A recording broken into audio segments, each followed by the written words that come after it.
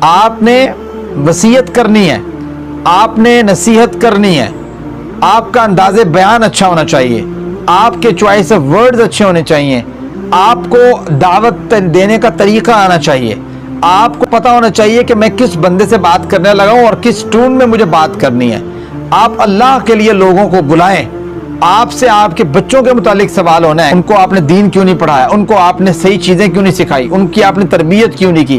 آپ سے آپ کے بھائیوں کے بارے میں ہو سکتا ہے، اپنے گھرانے کے بارے میں ہو سکتا ہے، آپ کے اپنے بارے میں ہو سکتا ہے، خاوند سے اس کی بیوی کے بارے میں ہو سکتا ہے، بیوی سے اس کے خاوند کے بارے میں ہو سکتا ہے۔ وَتَوَاصَوْا بِالْحَقِّ، حق بات کی آپ نے وصیت بھی کرنی ہے۔ اوصونی کہا کہ وہ وصیت کر حق بات کی، کہ ایسا نہیں ہے کہ یہ فرض کفایہ ہے۔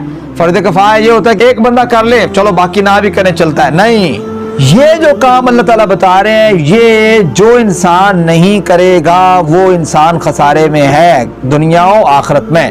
یہ چیز امپورٹنٹ ہے۔ وَتَوَاصَوْا بِالْحَقِّ، ایک دوسرے کو حق بات کی وصیت کرنی ہے۔ حق کیا ہے؟ اللہ کی وہی حق ہے، اس میں قرآن بھی آتا ہے اور نبی کریم صلی اللہ علیہ وسلم کا فرمان بھی آتا ہے، کیونکہ قرآن بھی وہی ہے، ٹھیک ہے، اور نبی کا فرمان بھی وہی ہے، کیونکہ نبی کا فرمان نبی کریم صلی اللہ علیہ وسلم خود اپنی جانب سے نہیں بولتے، اللہ تعالیٰ بلواتا ہے۔ قرآن کریم یہ بات کہتا ہے سورۃ نجم کے اندر، وَمَا يَنطِقُ عَنِ الْهَوَىٰ إِنْ هُوَ إِلَّا وَحْيٌ يُوحَىٰ، حق یہی ہے، اللہ کی بات اور نبی کریم صلی اللہ علیہ وسلم، یعنی اللہ کی وہی حق ہے۔ وَتَوَاصَوْا بِالْحَقِّ، اس کی آپ نے وصیت کرنی ہے۔